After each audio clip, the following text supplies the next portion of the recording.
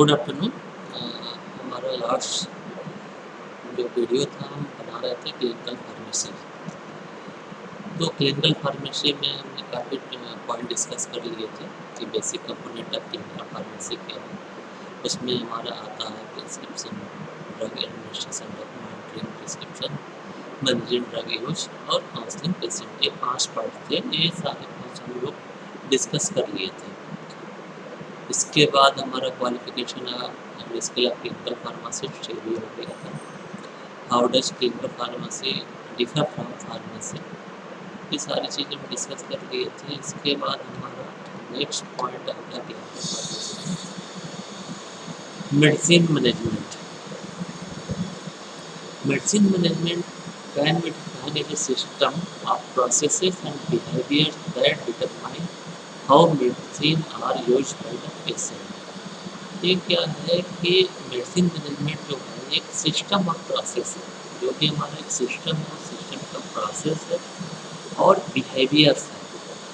Processes and behaviour ये हमारा determine करता है कि जो भी हमारा मेडिसिन है, जो भी हमारे ड्रग्स है, मेडिसिन है, जो पेशेंट यूज करेगा वो कैसे यूज करता है।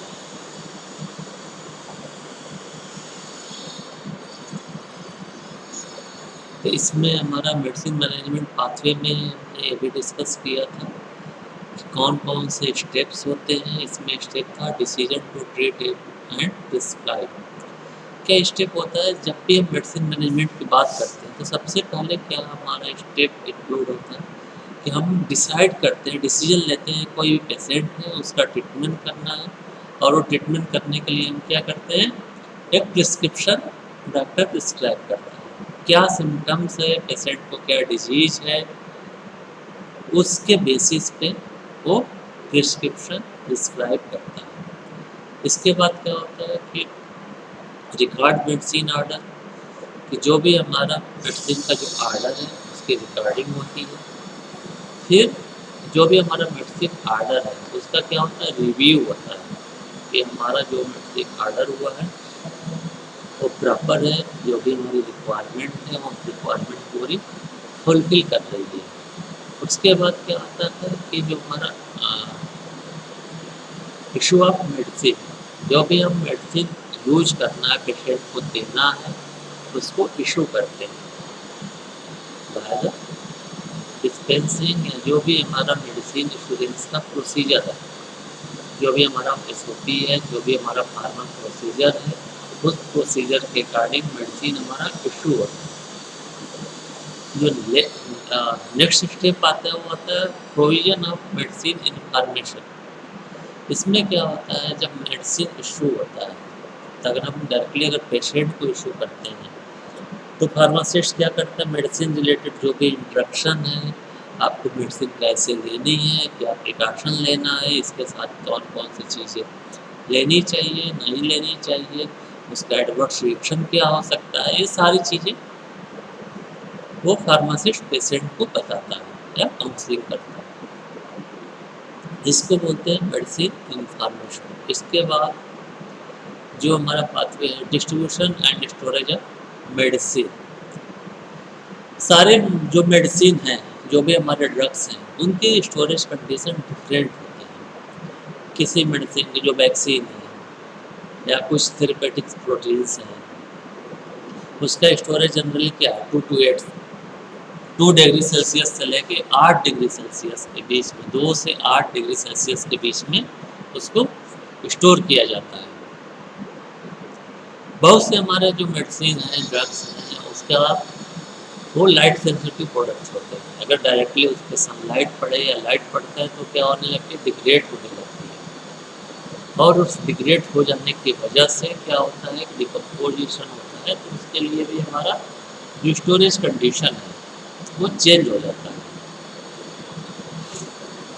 इसके बाद बहुत सी मेडिसिन है जो मॉइस्चर में ऑक्सीजन है या मॉइस्चर है,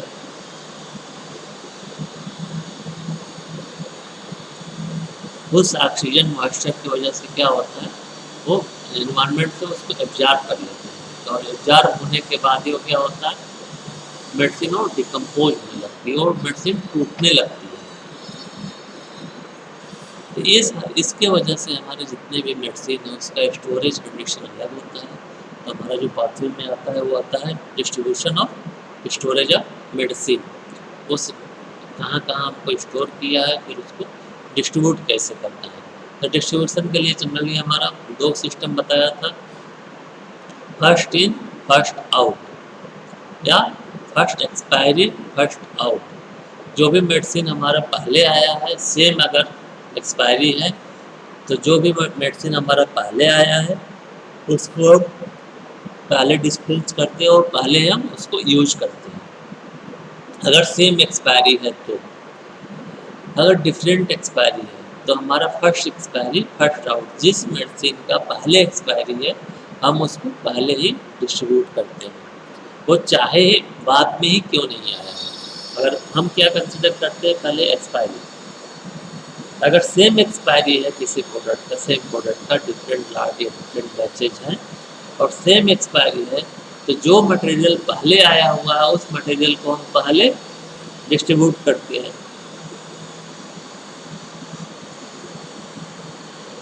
और अगर हमारा डिफरेंट एक्सपायरी है तो जिस मटेरियल का पहले मटेरियल एक्सपायर होने वाला है उस मटेरियल को हम पहले आउट करते हैं। इसके बाद जो हमारा पाथवे आता है एडमिनिस्ट्रेशन ऑफ मेडिसिन।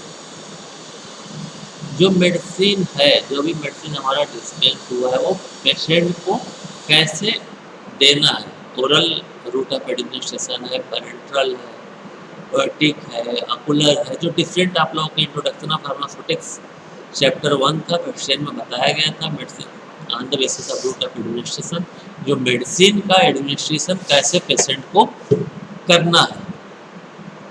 इसके बाद हमारा मेडिसिन मैनेजमेंट पाथवे में आता है monitor for response.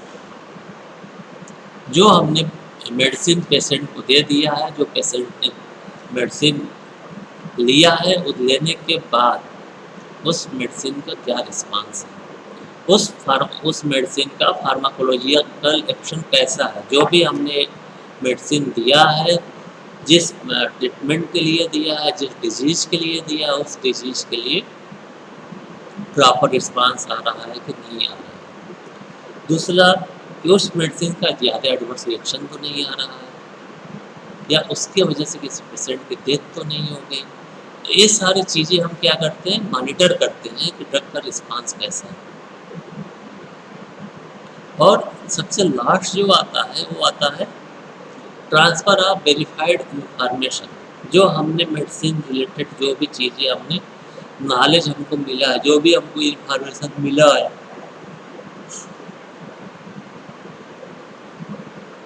During after the admission of medicine, storage condition, advance reaction, जो भी चीज़ें हैं वो सारे जो इंफॉर्मेशन है वो इंफॉर्मेशन हम ट्रांसफ़र करते हैं। इसके बाद आता है हमारा जो पॉइंट है बैकग्राउंड प्रोसेसेस इंक्लूड। तो बैकग्राउंड प्रोसेसेस पाथवे में हमारा जो उसका बैकग्राउंड है प्रोसेसेस का, उसमें क्या क्या होता है। तो उसमें सबसे पहले आता है medicine procurement and material management. जो भी हमारा मेडिसिन है, जो भी हमने मेडिसिन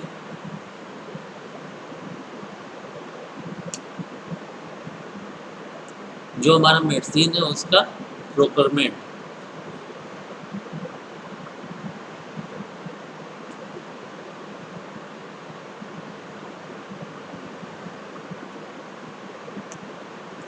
मेडिसिन का प्रोक्योरमेंट, उसके लिए एबीसी एनालिसिस या डिफरेंट एनालिसिस होती है कि हमारी रिक्वायरमेंट कितनी, हमको एक बार में कितना ऑर्डर करना है, क्या इनवॉइस है। और मटेरियल मैनेजमेंट, हमारी जो इन्वेंट्री है, जो भी मेडिसिन है उसकी कास्ट कितनी है, हमको कितना उसको स्टोर करना है, हमारी उसकी रिक्वायर्ड क्वांटिटी कितनी चाहिए। ऐसा तो नहीं हमने कोई प्रोडक्ट ऐसा ले लिया जो हमारा प्रोडक्ट एक्सपायर हो जाए, डिफरेंट प्रोडक्ट की रिक्वायरमेंट है और हमारे पास प्रोडक्ट नहीं है। तो सेम इन्वेंट्री कंडीशन में हम कार्य कितने वैल्यू की मेडिसिन रखनी है और हमारा सारा प्रोडक्ट में अवेलेबल है। इसके बाद आता है reporting and quality safety audit के लिए। जो भी हमारा क्वालिटी ऑडिट होता है, क्वालिटी सेफ्टी ऑडिट, जो भी हमने सिस्टम है हॉस्पिटल क्लिनिकल फार्मेसी का जो भी सिस्टम है उसका ऑडिट होता है, उस ऑडिट का रिपोर्टिंग और रिव्यू और कम्युनिकेशन।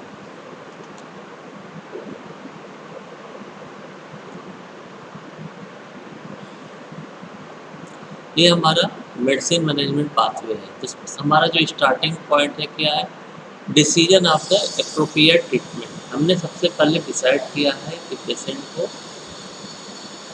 ट्रीटमेंट करना है, ठीक है। तो सबसे पहले आता है हमारा system process medicine procurement and material management. ये हमारा कहाँ तक पार्ट आता है, decision to the prescribed medicine.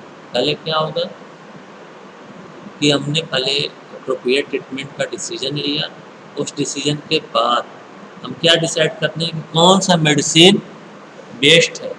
जो हमारा फिजिशियन है कौन सा मेडिसिन बेस्ट है, उस मेडिसिन के लिए वो डिसीजन लेता है, उस मेडिसिन को क्या करता है, प्रिस्क्राइब करता है। तो कैसे करेगा, regard of the medicine order and prescription, ये सेकेंड स्टेप होता है। इसके बाद थर्ड आता है review of medicine order and prescription. इसके बाद हमारा एक पार्ट हुआ सिस्टम प्रोसेस में, इसका सेकेंड पार्ट होता है हमारा इशू ऑफ मेडिसिन, जो हमारा डिस्पेंसिंग का पार्ट है, या डिफरेंट वार्ड को हम जो मेडिसिन इशू कर रहे हैं, जो भी हमारा मेडिसिन का इंश्योरेंस है। नेक्स्ट स्टेप आता है इसके बाद प्रोविजन ऑफ मेडिसिन इंफॉर्मेशन, जो भी मेडिसिन रिलेटेड हमारी इंफॉर्मेशन है वो इंफॉर्मेशन हम ट्रांसफ़र करते हैं या पेशेंट को काउंसलिंग करते हैं। इसके बाद हमारा आता है डिस्ट्रीब्यूशन एंड स्टोरेज, जो भी हमारी मेडिसिन है उसका डिस्ट्रीब्यूशन कैसे करना है, उसके स्टोरेज कंडीशन क्या है। डिस्ट्रीब्यूशन में दो सिस्टम फॉलो होती है, पहला फर्स्ट इन एंड दूसरा first in first out, first expiry and first out, दो सिस्टम हम बताए थे फॉलो करने के लिए। इसके बाद administration of medicine, monitor for response और ट्रांसफर ऑफ वेरीफाइड इंफॉर्मेशन। ये टोटल साइकिल है medicine management pathway.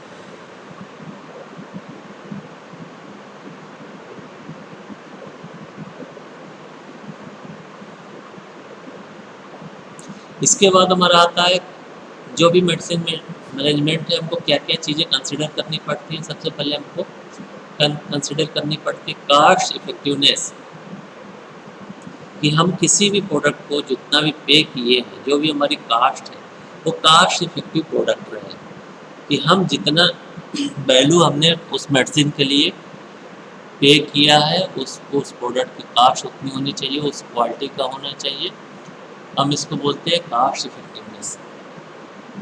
Second consideration क्या आती है हमारी, patient safety.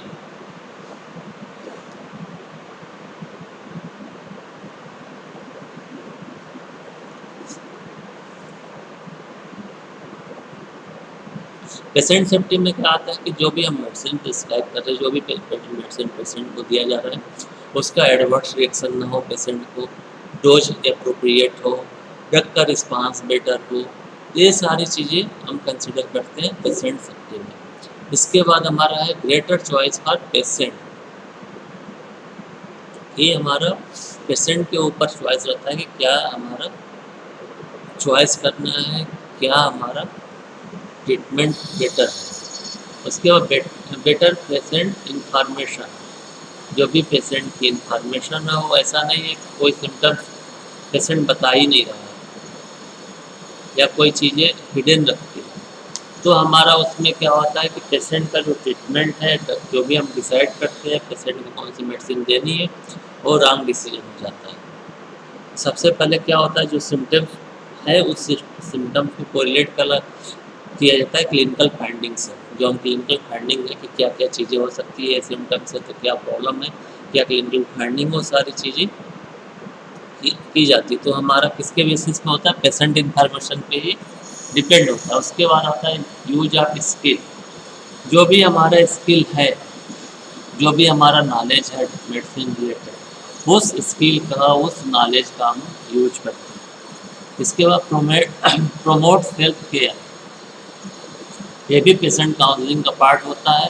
Better access to service और इम्प्रूव हेल्थ, ये सारे हमारे मेडिसिन मैनेजमेंट के पार्ट हैं।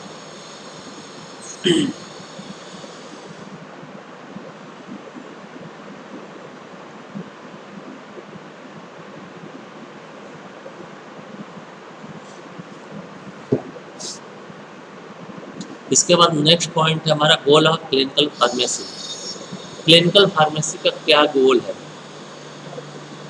तो सब the main goal of clinical pharmacy आज to assist the physician in doing a better job of prescribing and monitoring drug therapy for the patient। जो हमारा फिजिशियन है, जो भी हमारा डॉक्टर है, उसको क्या करता है? असिस्ट करता है।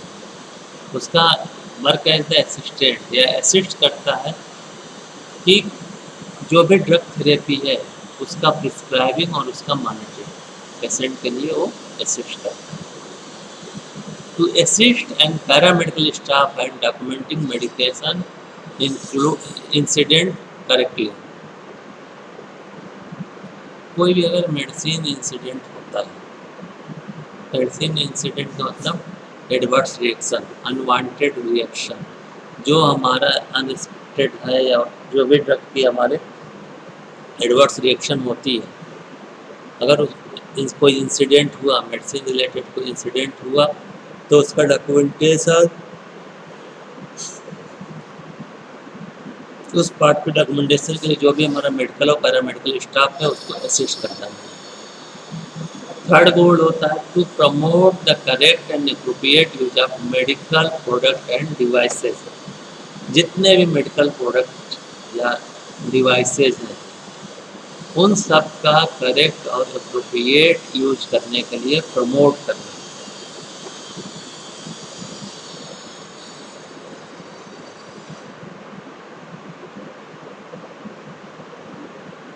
नेक्स्ट क्या है? This activates maximising the clinical effect of medicine, minimising the risk of treatment include treatment induced adverse effect, minimising the expenditure of the pharmacological treatment. ये तीन एक्टिविटी एम में आती हैं।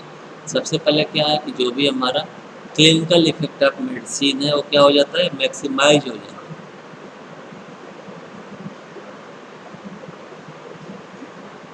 जो भी हमारा रिस्क है ट्रीटमेंट के द्वारा, जो एडवर्स इफेक्ट आ रहा है, जो उसका रिस्क है वो रिस्क कम हो जाता है, कम करना। तीसरा, जो भी हमारा फार्माकोलॉजिकल ट्रीटमेंट का जो कास्ट है, जो एक्सपेंस कर रहे हैं, जो खर्च है, उसको मिनिमाइज करना।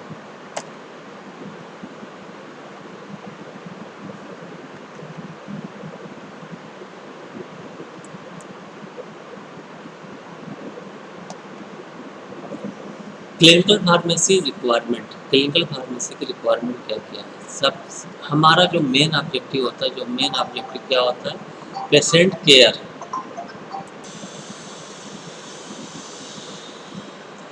क्लिनिकल फार्मेसी रिक्वायरमेंट में सबसे पहले जो हमारा एम है वो सारी चीज़ क्या है? Patient care.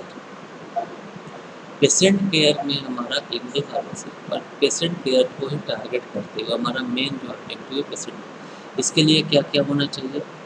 Knowledge of drug therapy, जो भी हमारी ड्रग थेरेपी है उसका नॉलेज ऑफ द डिसीज, जो बीमारी क्या है उसके बारे में knowledge of laboratory and diagnostic skill, जो भी हमारी लेबोरेटरी है, जो भी टेस्टिंग होती है, लैब रिलेटेड जो भी टेस्टिंग है, ब्लड की टेस्टिंग है या डायग्नोस्टिक स्किल है, रेडियोलॉजी है, उससे रिलेटेड जो भी हमारी चीज़ें आती है उसका स्किल होना चाहिए। कम्युनिकेशन स्किल होना चाहिए। पेशेंट मॉनिटरिंग स्किल होना चाहिए, जो भी हमारा पेशेंट है उसकी मॉनिटरिंग कैसे करना है। फिजिकल असेसमेंट स्किल होना चाहिए। ड्रग इन्फॉर्मेशन स्किल होना चाहिए। थेरेपेटिक प्लानिंग स्किल होना चाहिए और knowledge of non drug therapy. इन सारी चीज़ों को कंसीडर करते हुए किया जाता है।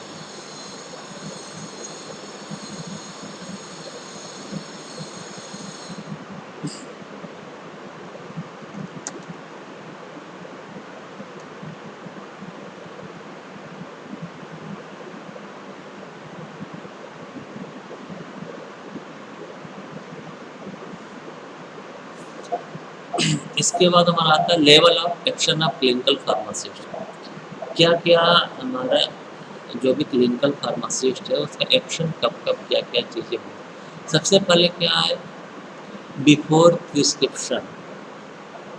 बिफोर प्रिस्क्रिप्शन का मतलब जो भी हमारा फिजिशियन है, वो फिजिशियन किसी भी पेशेंट को अभी ड्रग प्रिस्क्राइब नहीं किया, उसके पहले का पार्ट। सेकेंड होता है ड्यूरिंग प्रिस्क्रिप्शन, जब वो मेडिसिन प्रिस्क्राइब हो, और आफ्टर प्रिस्क्रिप्शन, प्रिस्क्रिप्शन के बाद जो भी हमारा मेडिसिन रिक्वायरमेंट हो, सारी चीज़ फिजिशियन ने प्रिस्क्राइब कर। ये हमारे 3 एक्शन हैं। बिफोर प्रिस्क्रिप्शन में क्या आता है?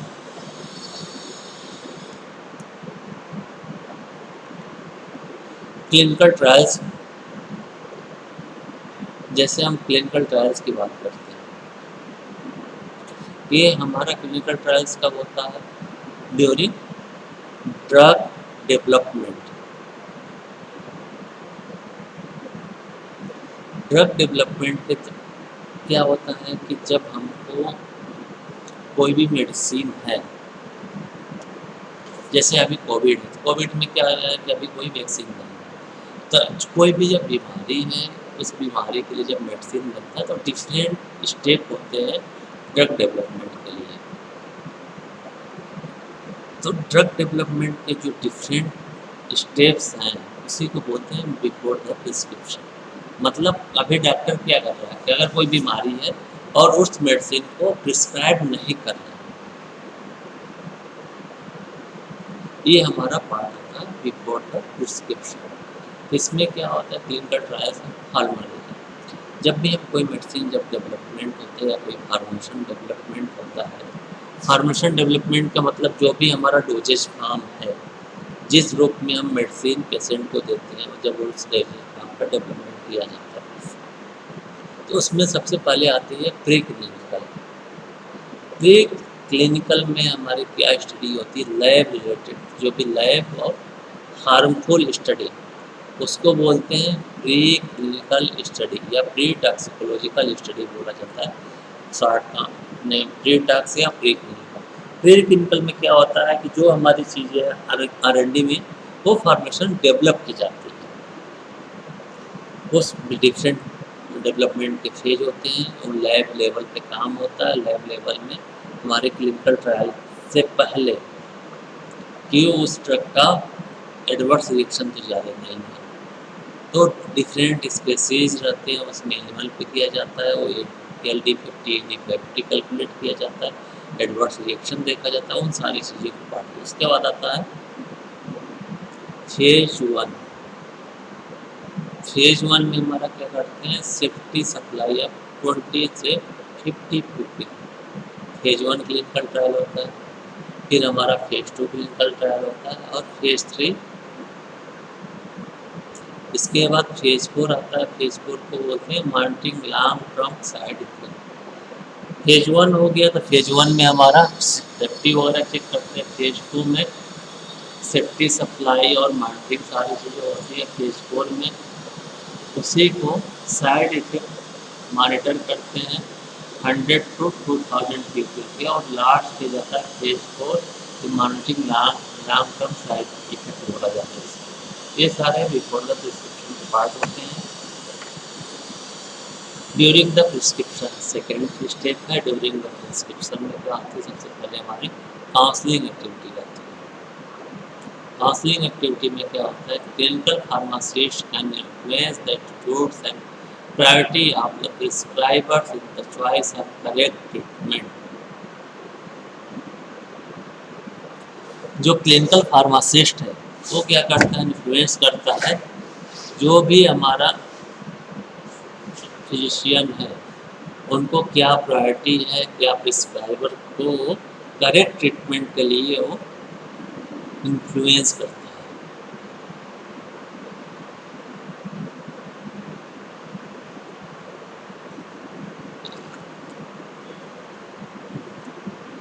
The clinical pharmacist monitor, detect and prevent the medication related problem.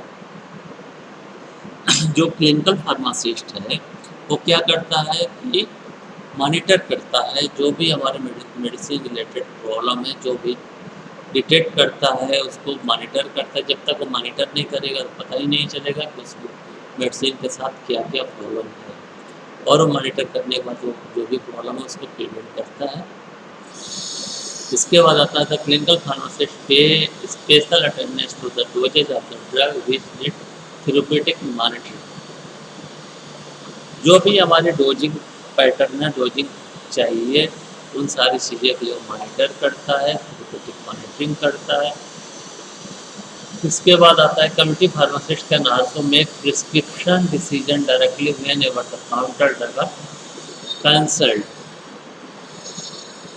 अगर जो भी हमारा पेशेंट क्लिनिकल फार्मासिस्ट है वो डिसीजन लेता है प्रिस्क्रिप्शन में कौन सा मेडिसिन हमको देना है।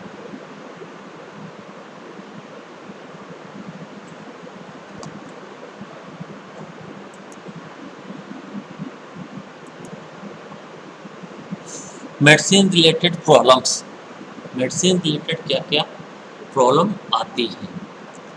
सबसे पहला अनट्रीटेड इंडिकेशन। अनट्रीटेड इंडिकेशन मतलब क्या है कि जो हमारा बीमारी है, जो इंडिकेशन है पेशेंट को, उसका ट्रीटमेंट ही नहीं होगा, उस इंडिकेशन को ड्रग का रिस्पॉन्स ही नहीं होगा। सेकेंड आता है इम्प्रॉपर ड्रग। इम्प्रॉपर ड्रग का मतलब होता है कि जो मेडिसिन देना था वो ना दे के कोई दूसरी मेडिसिन दे दी किसी इंडिकेशन के अगेंस्ट में। इसके बाद improper drug selection, untreated indication, improper drug selection. Improper drug selection में क्या होता है कि जो ड्रग का सिलेक्शन है वो इम्प्रॉपर है। सब थेरेप्यूटिक्स डोजेज, सब थेरेप्यूटिक्स डोजेज में क्या होता है कि जितना ड्रग का डोज देना चाहिए, सपोज इसको 500 mg डोज देना चाहिए था तो 400 mg या उससे कम है, उसको बोलते हैं सब therapeutic dosages. Medication failure to receive medication, जो हमको मेडिसिन लेना था वो नहीं लिया। ओवर डोजेज, जितनी डोज है उस डोज के अलावा उससे ओवर डोज लिया गया, वो जो कंडीशन आती है वो आती है over dosages. Adverse drugs reaction, adverse drugs reaction में क्या होता है कि जो हमारे अनवांटेड है, अनवांटेड जो रिस्पांस है ड्रग के, जो हमको रिस्पांस नहीं चाहिए वो रिस्पांस ड्रग के आ जाए, ड्रग के वजह से एडवर्स रिएक्शन हो जाए। इसके बाद आता है ड्रग इंट्रैक्शन। ड्रग इंट्रैक्शन में क्या होता है कि जो हमारे बहुत से, जैसे हमारी बॉडी में रिस्पांस नहीं करती या किसी ड्रग की वजह से एलर्जी है या कोई हम मेडिसिन पहले से ले रहे हैं, एक मेडिसिन का दूसरे मेडिसिन से ड्रग का इंट्रैक्शन है, उसको बोलते हैं ड्रग इंट्रैक्शन। उसके बाद होता है मेडिसिन यूज विदाउट इंडिकेशन। अगर हमने मेडिसिन का यूज किया विदाउट इंडिकेशन पे तो हमारी ये सारी चीज़ें क्या है, मेडिसिन रिलेटेड प्रॉब्लम्स है। इसके बाद आती है prevention of medicine related problem. सबसे पहले चीज़ क्या होती है, communicate with health care provider. जो हमारा हेल्थ केयर प्रोवाइडर है उसके साथ क्या करना चाहिए, कम्युनिकेट करना चाहिए क्या प्रॉब्लम हो रही है, क्या चीज़ें हो रही है। सब स्टैंडर्ड ड्रग्स हैं, इम्प्रॉपर ड्रग्स है, तो इन सारी चीज़ों के लिए हम जो भी हमारा हेल्थ केयर प्रोवाइडर उसके साथ कम्युनिकेट करते हैं। मेडिसिन मैनेजर के एक पर्सन को डिजाइन डेसिग्नेट करना पड़ता है, फिक्स करना पड़ता है कि ये मेडिसिन मैनेजर है, यही सारी चीज़ें मैनेज करेंगे। कीप ए मेडिकेशन लिस्ट, उनके पास एक मेडिकेशन लिस्ट होनी चाहिए कि क्या क्या हम मेडिकेशन हम देते हैं। Consult with doctor of pharmacist, अगर कोई एडवर्स रिएक्शन आता है तो क्या करना चाहिए, जो डॉक्टर है या फार्मासिस्ट है उसके साथ कंसल्ट करना। After the refill in timely manner, जो भी हमारा रिव्यू है, पेशेंट का रिव्यू है या नेक्स्ट जब भी हम बुलाते हैं या जो भी हमारे रिफिल्स है वो सारे चीज़ें टाइम से होनी चाहिए। Use common sense while using medication, ये हमारे सारे 5-6 जो पॉइंट है ये हमारे prevention of medicine related problems.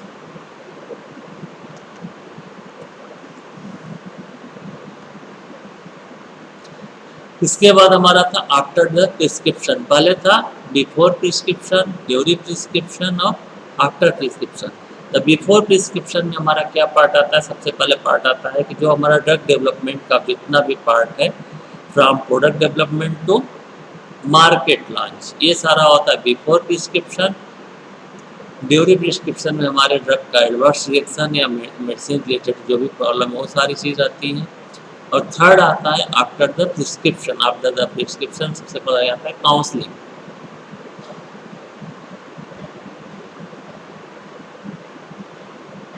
Counselling में क्या होता है? Drug use evaluation. जो भी हमारा ड्रग पेशेंट ने यूज किया है उसका इवेल्युएशन, उसका फार्माकोलॉजिकल रिस्पांस क्या आया, पेशेंट का जो भी ट्रीटमेंट के लिए इंडिकेशन के लिए मेडिसिन लिया वो क्या सही होता है, या जो उसका एडवर्स रिएक्शन कितना है। तो जो भी सारी चीज़ें हैं वो ड्रग का इवेल्युएशन करना है जो यूज करने के बाद। इसके बाद आउटकम रिजल्ट। आउटकम रिसर्च में क्या होता है? जो फार्मा मार्केटिंग का एक पार्ट, फार्माकोविजिलेंस का जो पार्ट होता है क्लिनिकल फार्मासिस्ट का, कि दवा देने के बाद उसका लॉन्ग टर्म स्टडी रहती है कि क्या उस पेशेंट ज़्यादा एडवर्स रिएक्शन तो नहीं आ रहा है, या उसका मेडिसिन का मिसयूज तो नहीं हो रहा है, या कुछ दूसरे रिस्पांस तो नहीं आ रहे हैं, या जीन लेवल पे कुछ चेंजेस, जीनोटॉक्सिसिटी तो नहीं हो रहा है, फिनोटॉक्सिसिटी तो नहीं हो रहा है। तो ये सारी चीज़ें क्या रहती है? Outcome research. तो वो सारी चीज़ें थी, उसके बाद पेशेंट के साथ यूज हुआ, उसका इवेल्युएशन किए, क्या क्या रिस्पांस आया, तो ये सारे पार्ट आते हैं आउटकम रिसर्च में। इसके बाद है प्रिपरेशन ऑफ पर्सनलाइज्ड फार्मूलेशन। एक पर्टिकुलर पेशेंट के लिए कोई पर्सनलाइज्ड फार्मूलेशन डिस्पेंस किया गया। उसके बाद फार्मा इकोनॉमिक स्टडी। फार्मा को इकोनॉमिक स्टडी में क्या होता है कि मेडिसिन तो लॉन्च हो गया, वो प्रिस्क्राइब भी हो रहा है, बट कि हमको इकोनॉमिक कंडीशन में, इकोनॉमिक टर्म्स में, कि पेशेंट को रीजनेबल कास्ट में हेल्थ केयर सिस्टम मिले। ये सारे पार्ट हमारे इसमें आते हैं। नेक्स्ट वीडियो में आगे की चीज़ें डिस्कस की जाएंगी।